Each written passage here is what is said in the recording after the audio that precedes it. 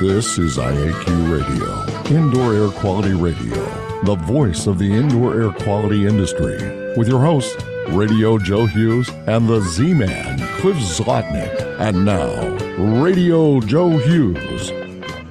Hey, and welcome to IAQ Radio Plus. It's episode 712. This week, we welcome Dr. Bill Bahnfleth for a show we're calling ASHRAE Control of Infectious Aerosol Standards and the Future of IAQ Standards After COVID. Before we get started, let's thank our sponsors. They're the reason we can continue doing the show. And don't forget, after the show, we have afterthoughts.iaqradio.com, sponsored by First On Site, to continue the conversation. IAQ Radio Plus marquee sponsor is First On Site Property Restoration at firstonsite.com. IAQ Radio Association sponsors are ACGIH, the American Conference of Governmental Industrial Hygienists, at acgih.org. AIHA, the American Industrial Hygiene Association, at aiha.org. IICRC, the Institute for Inspection, Cleaning, and Restoration Certification, at iicrc.org. The Restoration Industry Association, RIA, at restorationindustry.org. The Environmental Information Association, EIA, at eia-usa.org. IAQ Radio industry sponsors are Particles Plus at particlesplus.com, TSI Inc. at tsi.com, Tramex Meters at tramexmeters.com, and Healthy Indoors Magazine at healthyindoors.com. And now you can win a cool prize. It's time for the IAQ Radio Trivia question. Be the first to correctly answer. Simply email your answer to czlotnick at cs.com. Or if listening live, just text your answer from your computer. And now, here's the Z-Man. Hello, everyone. Congratulations go out to Don Weeks, Ottawa, Ontario, Canada, who was first to identify Dying to be Rich as the book written by Rainbow International founder Don Dwyer Sr. Here's today's IAQ Radio Trivia question. Name the author of this quotation. Great works are performed not by strength, but by perseverance. Back to you, Joe. Okay, Bill Bahnfleth is a professor of architectural engineering at the Pennsylvania State University. He has a PhD in mechanical engineering and is a registered professional engineer. He is the author or co-author of nearly 200 peer-reviewed publications and 14 books chapters. He is a past president of ASHRAE and was chair of the ASHRAE Epidemic Task Force and currently chairs the project committee for the ASHRAE Standard 241 Control of Infectious Aerosols, which we're going to talk about today. Welcome back, Bill. Great to have you. Terrific to be here with you again. Always enjoy it, whether I'm a guest or whether I'm listening in. Well, thank you. We appreciate your support and joining us so many times over the years. I think there were about 5 of them now, so we're on number 6, I think. Bill, let's talk a little bit about this Control of Infectious Aerosols standard, and I think it's probably best to just let you have the floor here and put a couple slides up to kind of give people the why did we need this standard? Why was it started? Why it was important, and how you went about the process? Sure. So I'll show a few slides from one of my standard talks here, and I know everybody came for a conversation, not a lecture. So I'll try to not spend too much time on this. And feel free to interrupt me if you want to ask a question or make a comment. So you've got them up now? Got it. All right. Like I called this presentation, Making Buildings a Tool for Improving Public Health. And I think that is really what Standard 241 allows us to do. We'll jump right into it here. You ask, why do we need a standard like this? Well, certainly, I think we've learned in the last 3 years how much disruption we can have to society, to our personal lives, from airborne infections, and that shouldn't have been news, but we certainly recognize that now after COVID, and we also know that the indoor environment contributes to risk. Most transmission occurs indoors, so it's affected by how we control the indoor environment. And we don't have any IAQ standards right now that address it directly, except for healthcare standards, or standards that are the basis. The building codes for residential buildings and commercial buildings don't address infection prevention. And this gives us an opportunity also to put into code language some of the things that we developed as recommendations in the epidemic task force, and also to go back and revisit them and clean up some of them. We need a standard like this because it's not clear whether we'll see a shift in 62.1 and 62.2 in the near future to adopt infection risk mitigation, although the board specifically said when they authorized the creation of 241 that was the intent, was that the parts of 241 would be referenced in 62.1 and 62.2. And of course, there's also that the White House asked for it piece here as to why we did it. Yeah, with them asking, and could you have it in 4 months, to which the answer was no, but we said we could do it in 6. We really had quite a fire drill to get this done, basically between February and June of this year. I won't go through all the timeline here, but it all happened very rapidly, and thankfully we got a lot of nice comments on the end product. Certainly it's not perfect, and it had to be streamlined in some ways, but the White House was happy with it, and generally the feedback on the first version has been very good. And I think it is an important public health intervention if we're able to get it into use. So that's kind of the background. Can I jump in for 1 second? Sure. I'm just curious, is this the first time, we've had the flu in 1917 that killed a lot of people. We've had some of the bird viruses, et cetera. Is this the first time that there was the push for a standard of this type through ASHRAE? To my knowledge, an indoor air quality standard, it's the first time. I think to look for a similar level of interest in what ASHRAE was doing from the government, you'd have to go back to Standard 90 for energy. So there's pretty close coordination between ASHRAE and the government in those days. And actually, the National Bureau of Standards helped develop the technical content for what became Standard 90, and then Congress adopted it to be the basis for state codes. Personally, I'd like to see a similar thing happen in that the federal government would at least recommend a minimum IAQ code that would apply nationwide. That could be 62.1. That's kind of another discussion. Maybe we can come around to that at the end, what happens next. Sounds good. The other thing that I might mention, it might be of interest to some here, is I think that there's been a lot of interest and cooperation with Standard 188 for Legionella risk mitigation. Okay. So should we go on here with an overview of the standard? So yeah, the purpose is very simply to establish requirements for control of infectious aerosols, these things that transmit airborne diseases, and it applies to all types of occupiable space, whether it's new or renovated or additions to buildings, and it's comprehensive. They're very similar to a standard like 62.1, design, installation, commissioning, operation, and maintenance. What it is not is an overall IAQ standard. So there's been some, I think, misunderstanding by a few that it replaces 62.1. It does not. Actually, it references it. And in terms of the risk assessment that was done to develop the standard, we based it on long-range transmission. I don't want to say that doesn't mean it will do anything for short-range transmission, but that's harder to predict. And so it is based on the ambient concentration in a space where an infector has been present. Oh, in that slide, the topic is infectious aerosols. Besides COVID, what are the other infectious aerosols that this was designed to help with? Well, I suppose we could say that it was designed to help with any infectious aerosol, and I think the argument amongst experts is which ones of them are actually airborne transmission. But I don't think there's any argument about measles being airborne. It's a very serious one. Tuberculosis transmitted through the air.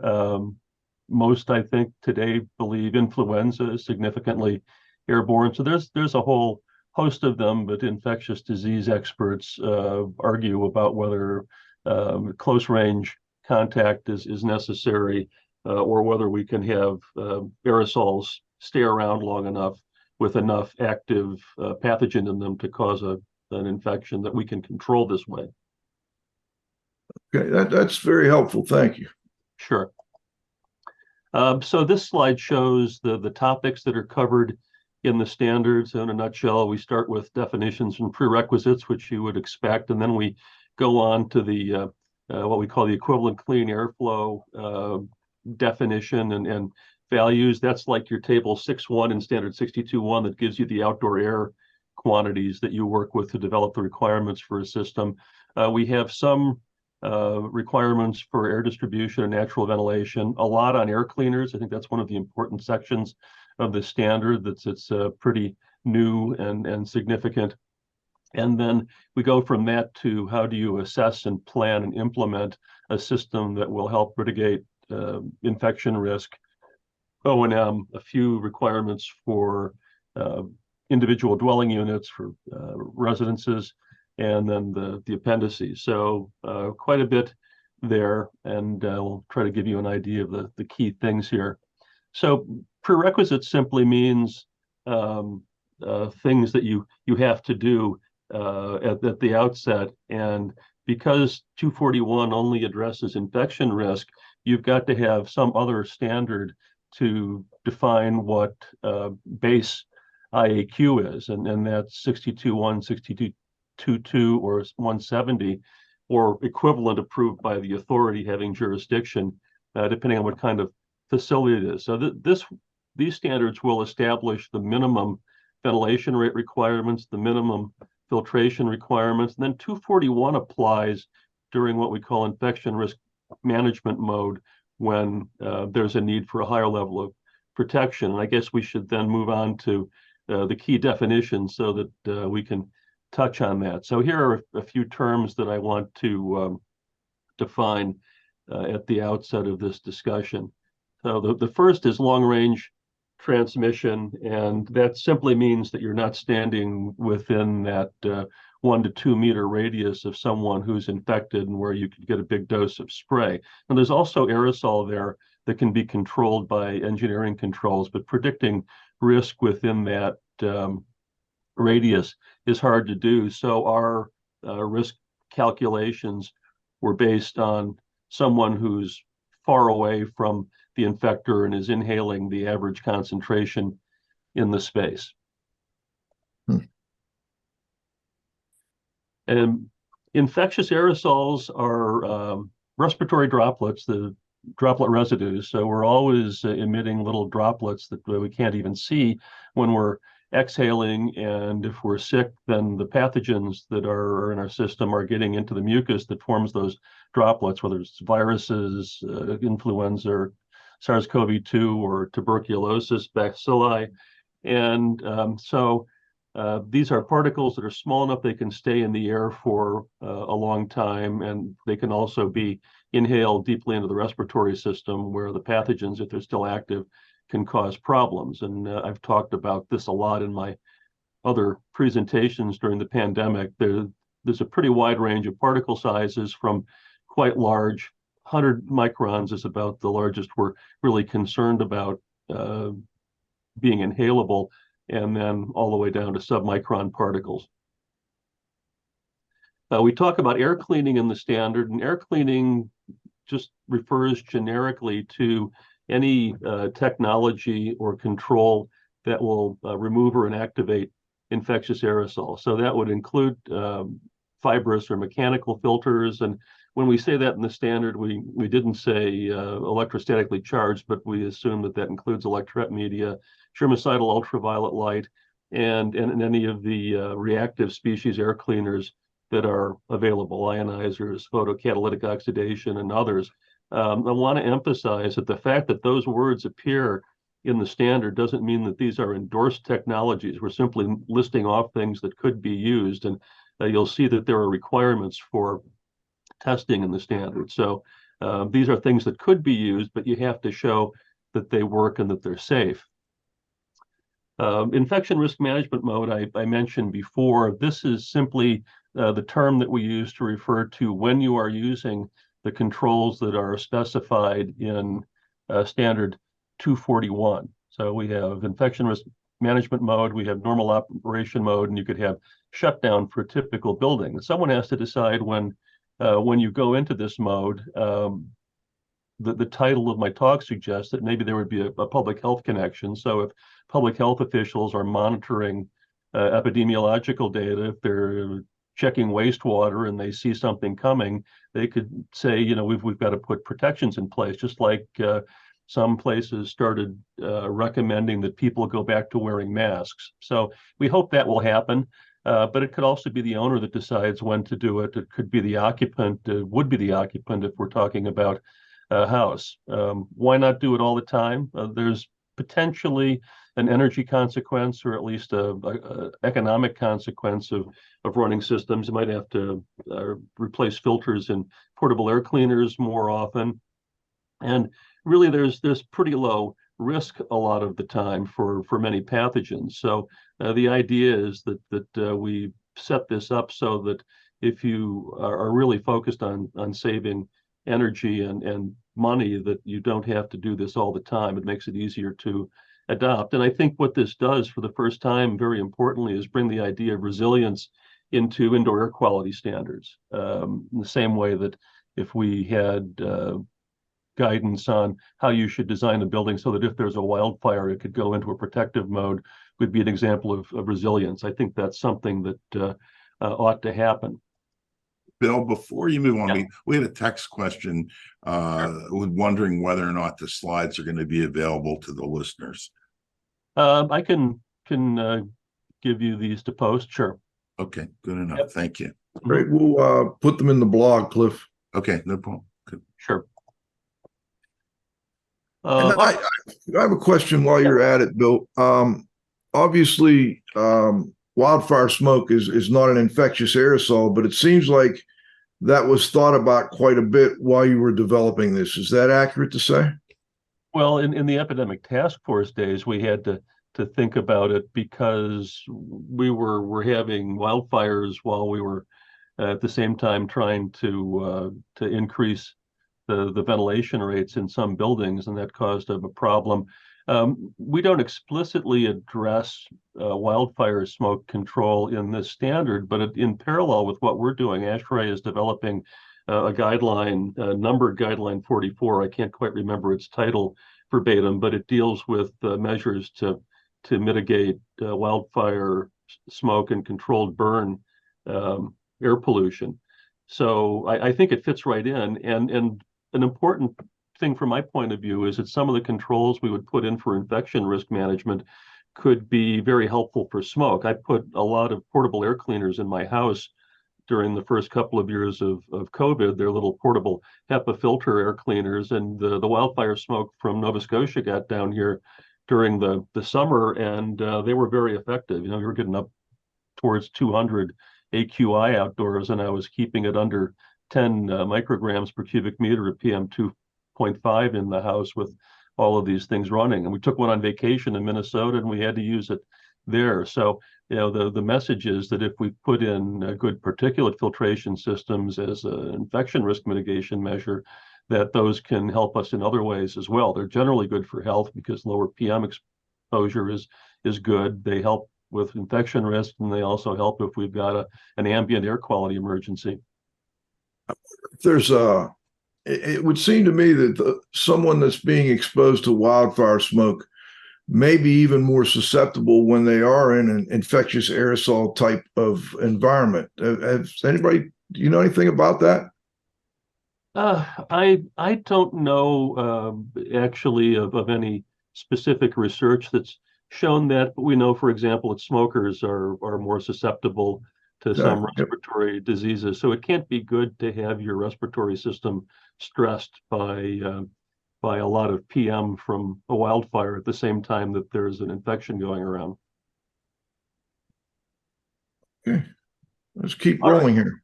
Yeah, let's go on. The next thing we want to mention is the building readiness plan. And those who've looked at epidemic task force guidance, the building readiness guidance, know that that kind of a plan was discussed there. And so we really lifted that from what we'd invested 2 years of time in developing and put that into this standard. So that assessment, planning, and implementation section goes through the details of what you should check out in a building, and then provides guidance on how you can put that into a plan that documents what you found, documents what you decided you were going to do, and other important information. So that's what that is. And it's really the endpoint of the standard prior to implementing it.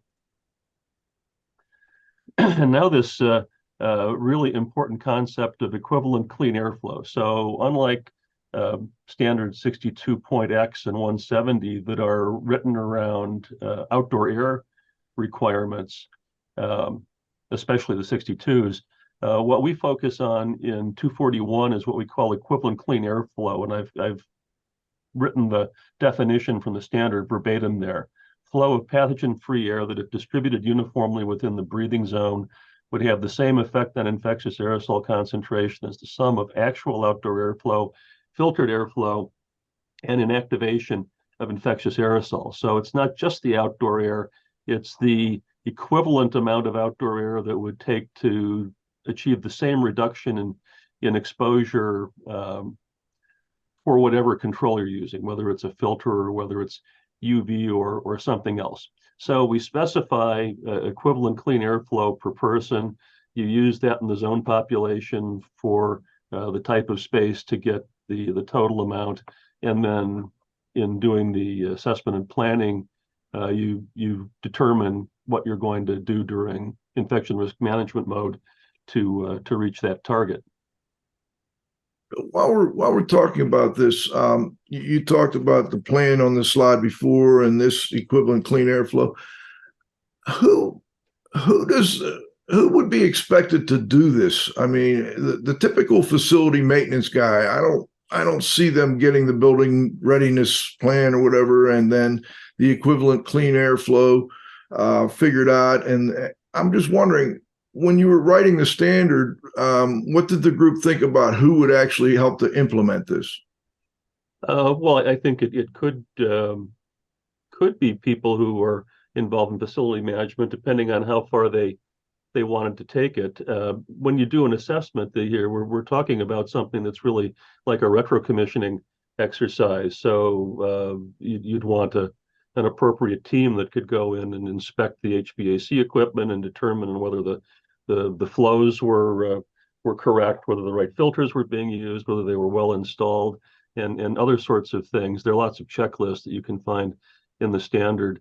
But if someone who works at a facility opens it up to the table that gives the equivalent clean air per person, they can figure out how much clean air they need in a space. And if someone tells them what they've already got, they can buy a portable air cleaner that will get them there. So there are some, I think, ways of implementing this that don't take a real high level of technical expertise, and others that do. So engineers would be good to have involved in this exercise, or people who are certified to do commissioning at that level. Okay.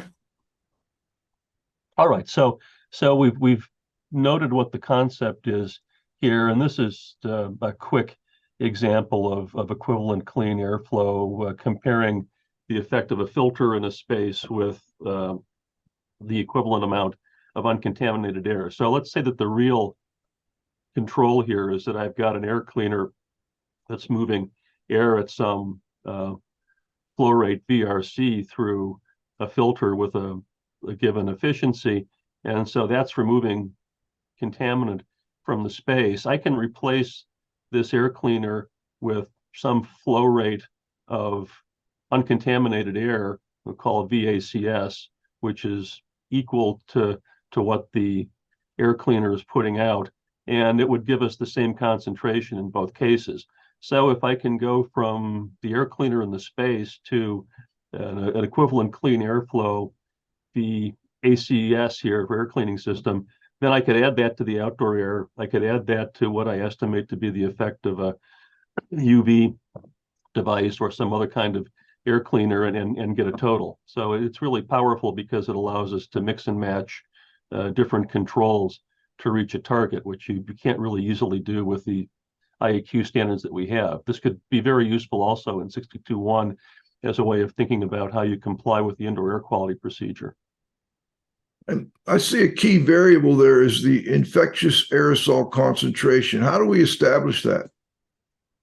Well, the concentration is something we don't deal with directly very much. We know that when someone's exhaling, there's going to be active virus or bacteria in those particles, but there's a wide range of emission rates, and then when someone's exposed to it, there's an infectious dose, and that's distributed as well. So the way that we've talked about this for a long time has been, from a practical point of view, is mainly in terms of infectious quanta that are used in the Wells-Riley model. So an infectious quantum is an infectious dose. We don't actually say or necessarily know how many active viruses are in the dose or how many that someone who's infected is emitting. We boil it down to that.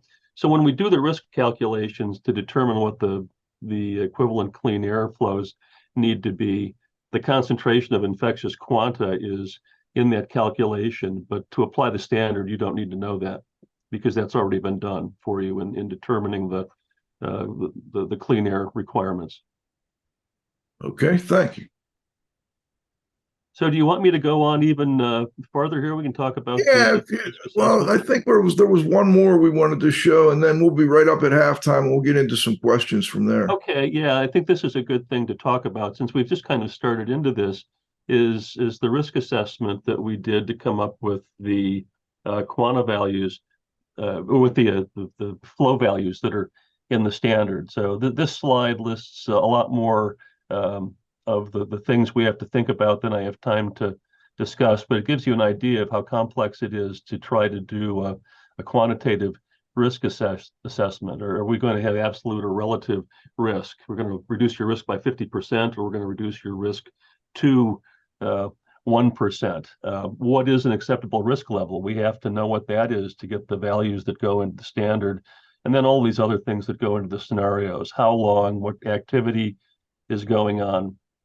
And with many of these variables being distributed, we need to have a probabilistic calculation. So we do a Monte Carlo simulation where we pick different combinations of parameters randomly, essentially, and run a lot of simulations.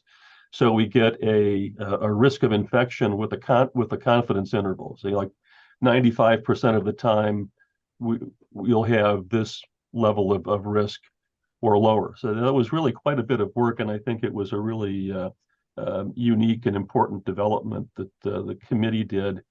There's an appendix in the standard that says a little bit about this process, and the figure here is a zhuzhed up version of that figure. We've added some color to make it easier to read. But so we used the Wells-Riley model based on quanta, as I noted before, and our target was a low individual risk per hour. So for a person in the room, their risk is low, and we set that to the same value for every space. And what we're trying to get in the end is equivalent clean air flow per person, which is the unit that is actually proportional to individual risk. So we've got to set a lot of values in the scenario, what's going on. So breathing rate, the time of exposure, quantum emission rate, and also for each individual, you've got a lot of variables that are personal. The boxes here, the red ones show things that were all related to SARS-CoV-2. So the standard was based on what we knew about SARS-CoV-2 because it was a pretty extreme pathogen but it's applicable to other things, and that's something we can work on in the future. The quantum emission rates and all that sort of stuff was for SARS-CoV-2. We get pretty big numbers. They range, I think, to as high as 90 CFM per person, which is a lot. But the way the standard is written, you don't have to assume design occupancy. Part of your applying the standard could be that you'll limit occupancy in some way. So we take the value for the space and multiply it by whatever we want the infection risk management mode population to be, and that gives us a total. And if we don't like that total, we can change the population until we get something that we can actually do.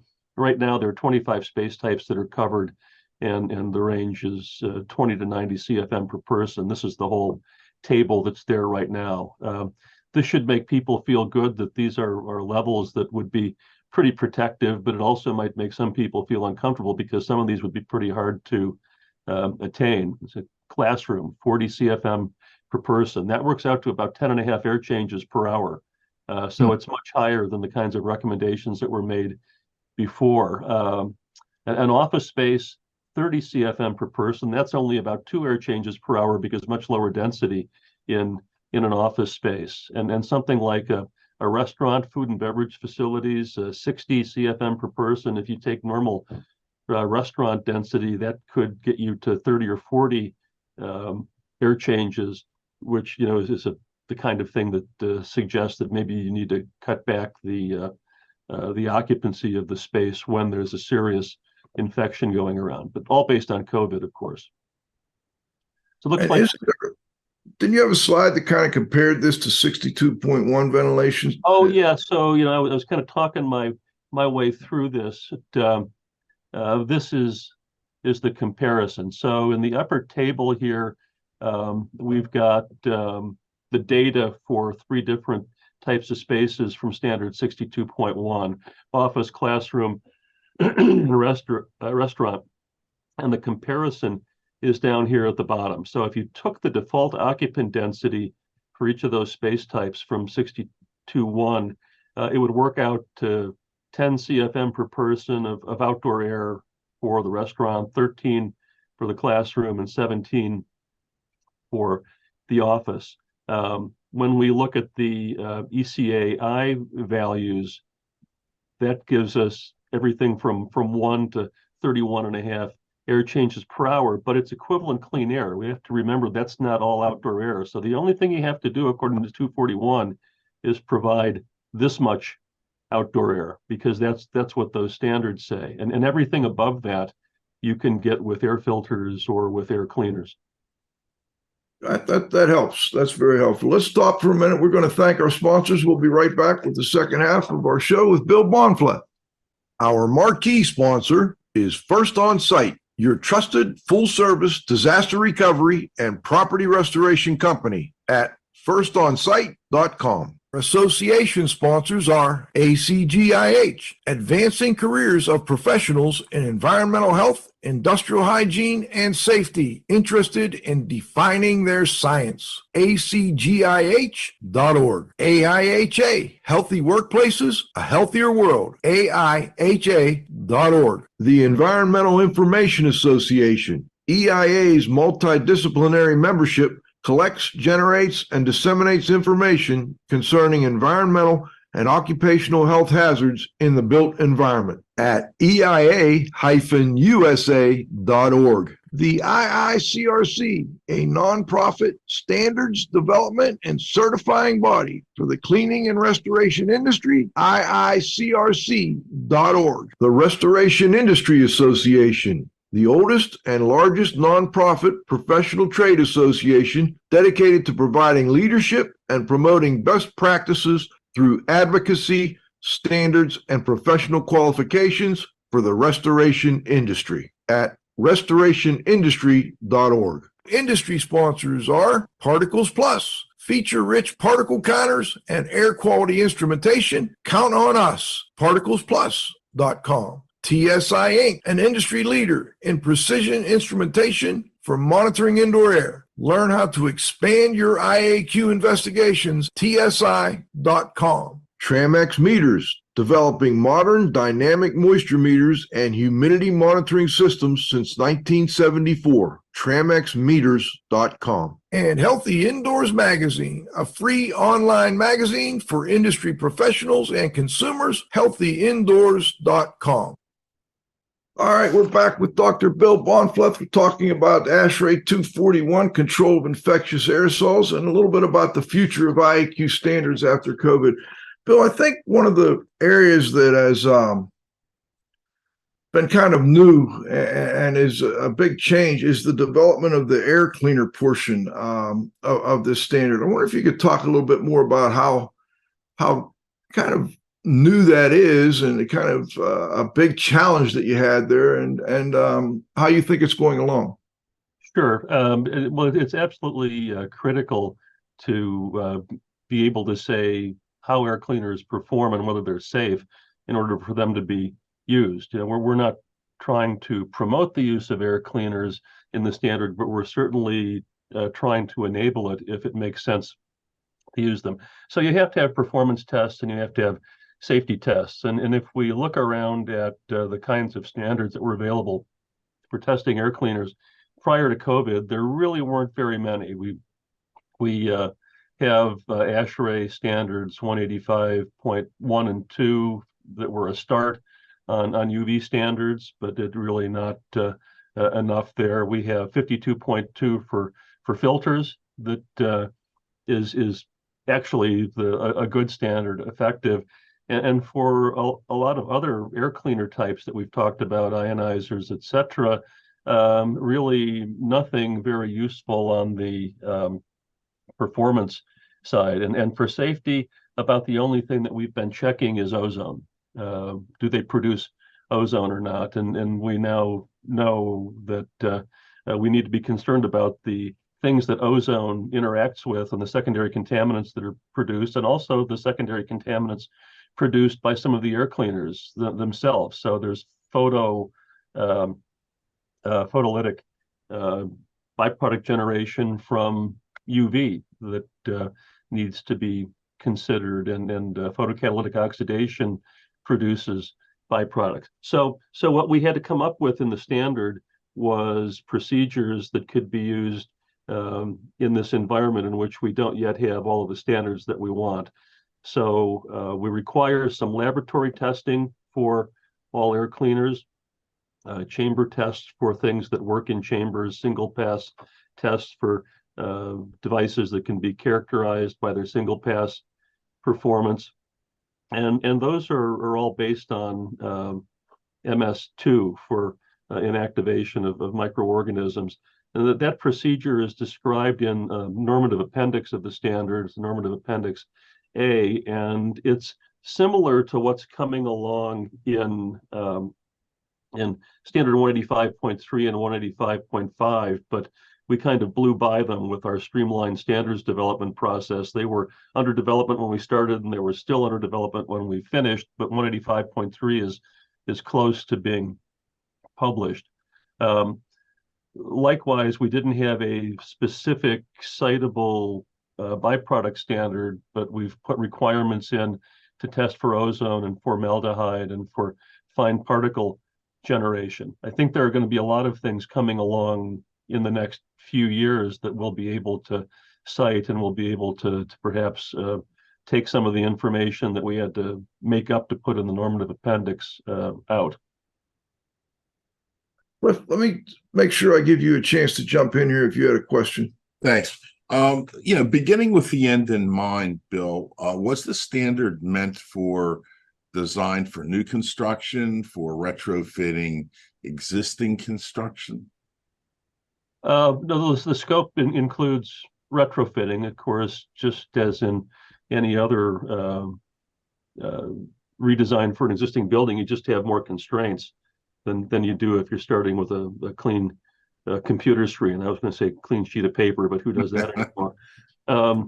So yeah, it can be used in an existing building, but you'd have more limitations. You've got the fan you bought and the filter racks you put in and the amount of outdoor air that you designed your heating and cooling system for. So that may affect your ability to upgrade central filters, and it may affect your ability to increase outdoor air if that's what you want to do. So that drives you in the direction of Portable. thinking about air cleaners, either portable or in room. I mean, they can be fixed. An air cleaner used in the room doesn't have to be something that can be picked up and carried away. It could be installed in the ceiling, like some of the things that we used to do for tobacco smoke when we were still allowing smoking in public buildings.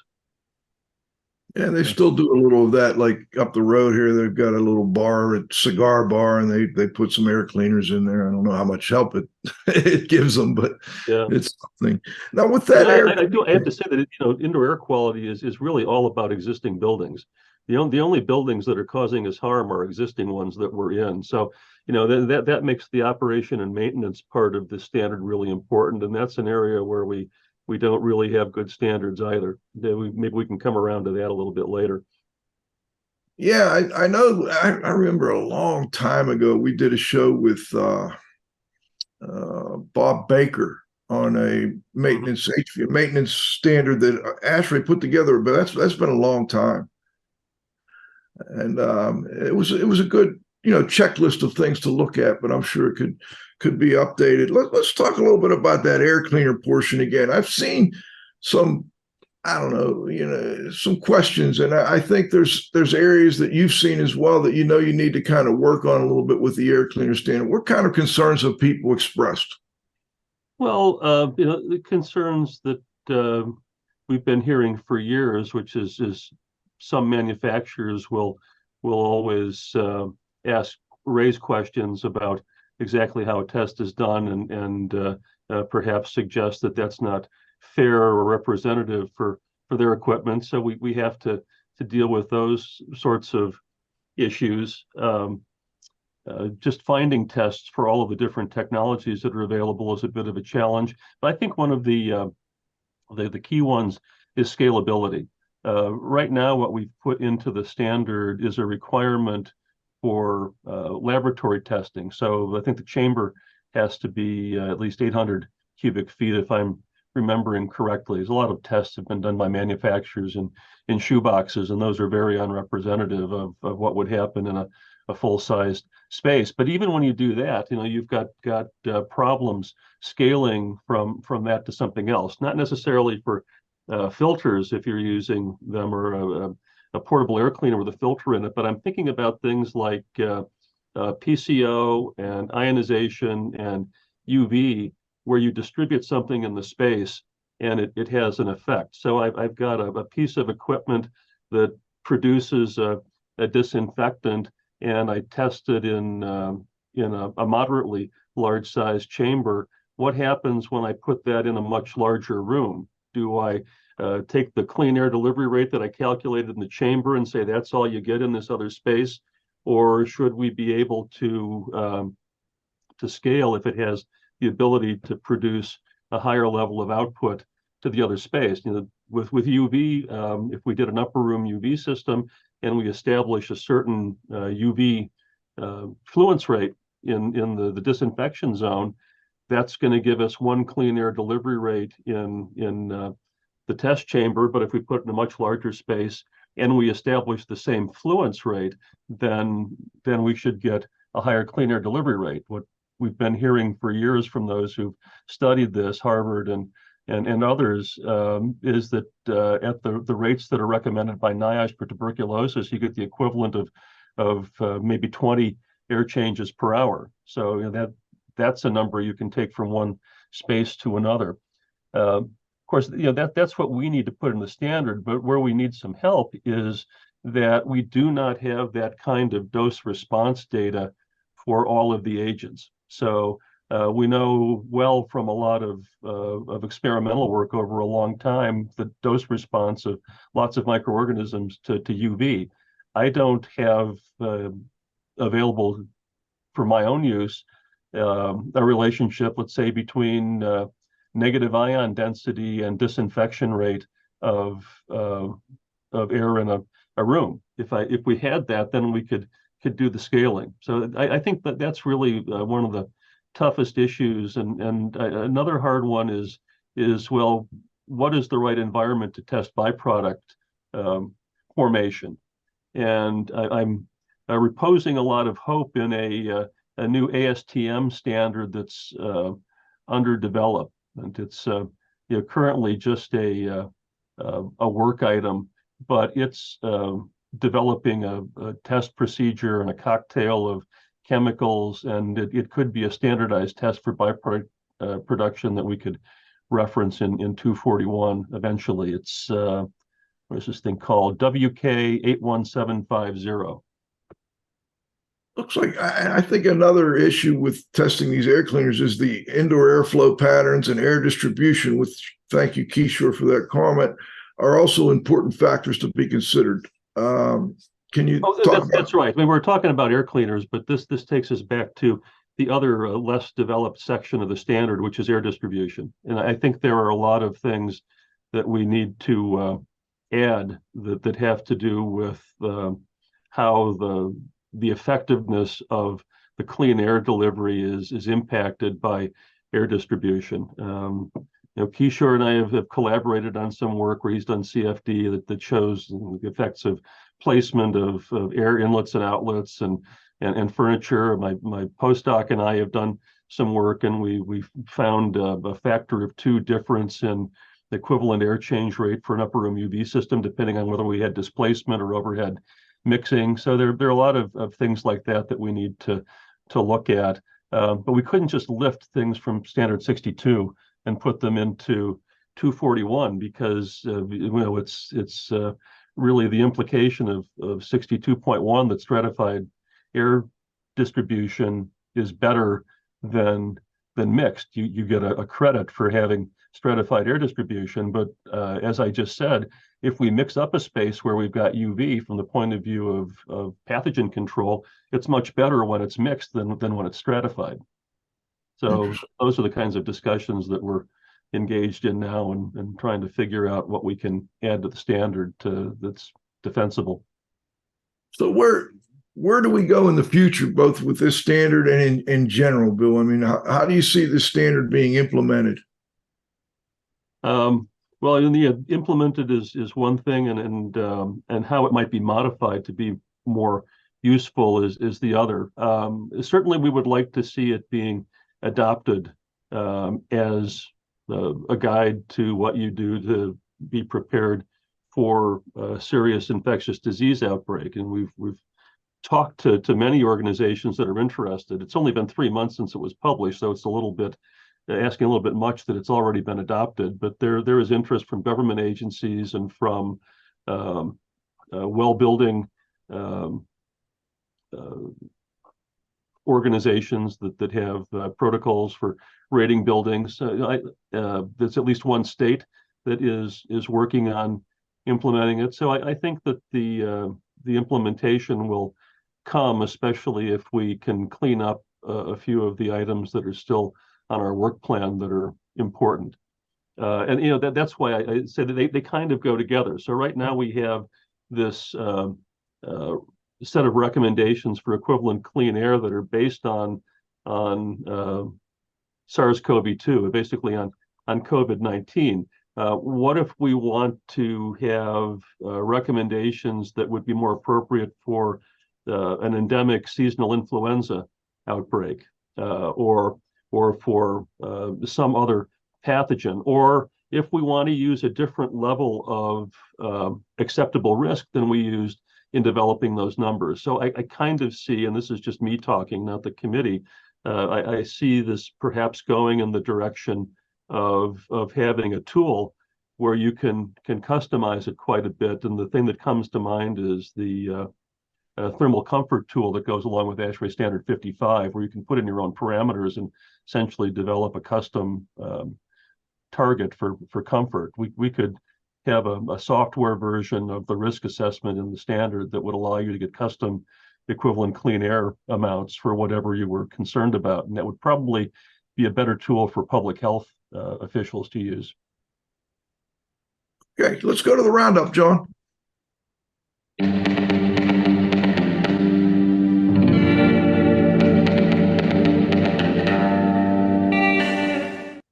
All right, let's, Cliff, let me turn it over to you for any questions you might have. I guess just one question, getting back to devices, Bill. Mhm. Any experience with these hydroxyl generators at all? Well, I mean that's one of the things that the PCO produces. So yes, actually, and I worked with someone who was involved with a major manufacturer that commercialized PCO 20 years ago. The main problem with them is that they produce byproducts that we're not entirely sure are safe. And actually, when that company decided to stop developing that technology, that was what they said for indoor air quality applications until we resolve these issues about secondary contaminant generation. It really isn't suitable. And there were also technology problems that I think to some extent have been solved, which was that the catalysts would become contaminated too quickly, and then you wouldn't be getting the PCO that you thought you were getting. No, the reason that I asked it, in regards to the wildfire stuff, there are a couple of manufacturers that tout this stuff in terms of odor removal and wildfires, and Yeah. the one thing that they insist is that they're safe and so on and so forth, and it's caused a significant amount of controversy. Yeah, And the only way to end these discussions is to have tests that everyone Understood. agrees on, consensus tests. But I think for wildfire smoke, yes, the odors maybe are a nuisance, but every source I read says that really if you've taken care of the particles, if you remove the particles from the air, effectively, you've handled most of the risk. right. What other standards, guidelines, etc., are in the pipeline that you can talk to listeners about, or what are some of the kind of things that you're looking toward for the future of indoor air quality? Well, for the future of indoor air quality, certainly I'd like to see our baseline IAQ standards actually provide some requirements related to infection transmission. I never really wanted 241 to have to be a long-term standalone standard. I would be very happy if the committees that write 62.1 and 62.2 took health on board and we could go away. But that doesn't seem like it's going to happen soon. I'd like to see the equivalent clean air approach that we've developed in 241 be applied in the other standards, and I'd like to see them add more about air cleaners. Right now, if you go to 62.1 and 62.2, all they talk about is ozone. So I think we have a lot of material here that could be referenced in those standards, but those are existing standards. I don't know that we really need new ones except on the air cleaner testing side. The ASTM standard that I mentioned, I think, is going to be an important one when it gets finished. And during the pandemic, AHAM came out with AC5, I think it is, which is a bioaerosol test standard for portable air cleaners. And we need to get 185.3 and 185.5 finished, so we'll have the full complement of chamber tests for ASHRAE to use in this standard.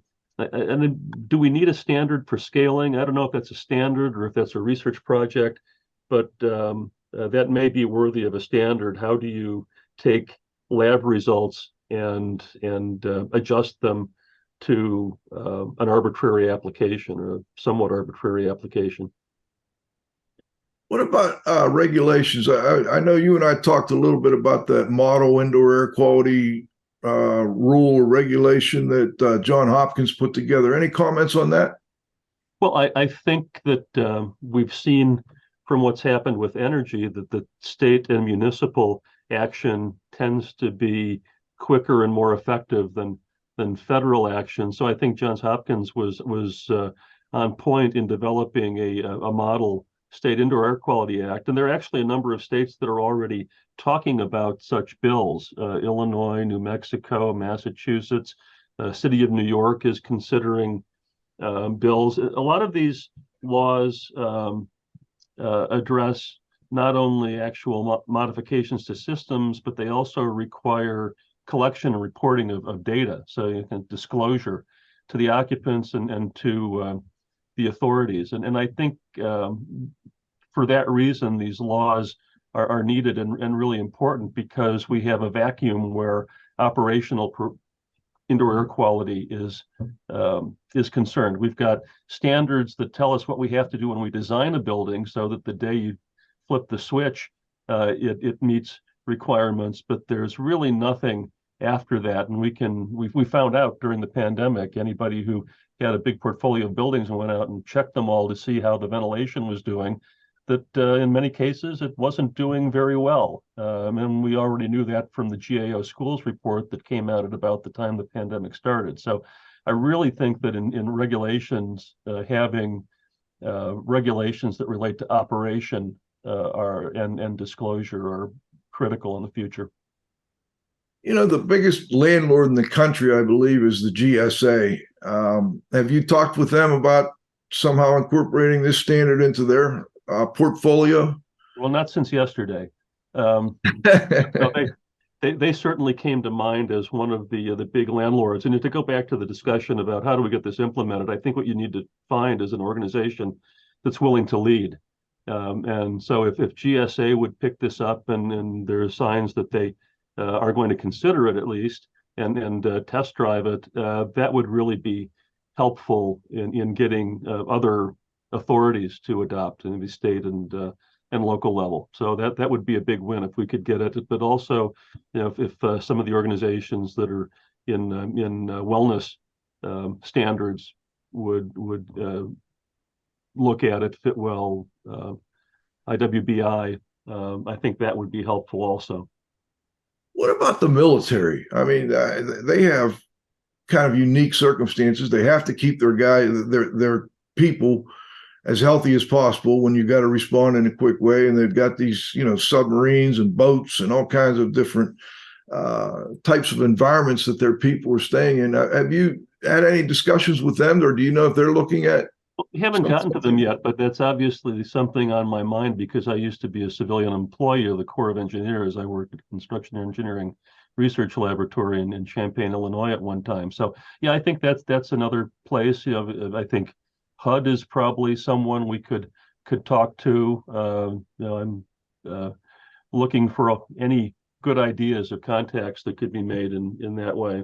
VA, for example, medical centers, another possibility. Bill, before we go, we always like to give you the last word. Anything we missed? Anything you'd like to add? Kind of a summary wrap up?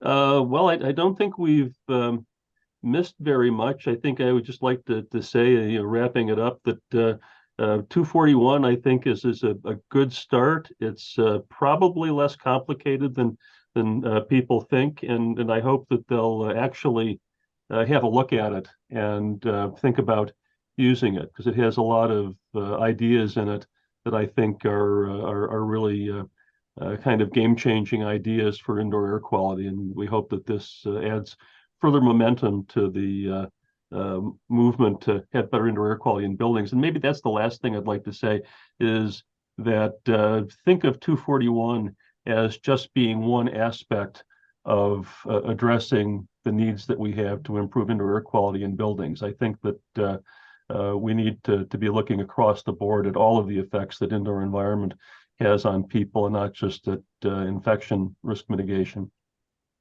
Well, I want to thank you personally for joining us today, but also for, I know you put a ton of time into this, and your numerous volunteer activities have got to be rough, but you obviously believe in what you're doing, and I think you're helping to make things better for people. So thanks from my perspective anyway for all you're doing. Thank you very much, and I'll also accept on behalf of a lot of people on the 241 committee who worked incredibly hard over 6 months to get it out the door in June. Yeah, I can't imagine. I mean, do you have a ballpark idea how many hours people put in over 6 months? Well, I know I put in 400 on top of my normal job. So it was a bit. A little more than an IAQ standard, huh, Cliff? Yeah, that's right. Well, I don't know. or these go for years. So, Yeah. Yeah, those weekly 4-hour meetings for years, they're killers. But I want to thank Dr. Bill Bahnfleth, for joining us today. Always great to see you. Thank my co-host, the Z-Man, Cliff Zlotnick. John, you got to have faith at the controls. Most importantly, our growing loyal audience and sponsors. We appreciate you all. Next week, we're going to do a flashback. I will be at the National Academy of Sciences, Chemistry of the Indoor Environments event that's going down in DC. I want to go down there and report for you and tell people what's going on with that when we come back. 2 weeks from now, we're going to have Rich Coursey on and Jim Rosenthal, the Coursey-Rosenthal folks. We're going to talk about their air cleaner and a little bit about what's going on with current events in the indoor air quality world. So please come back and join us next week for the next episode of IAQ Radio Plus. For IAQ Radio, I'm Spike Reel saying thanks for listening.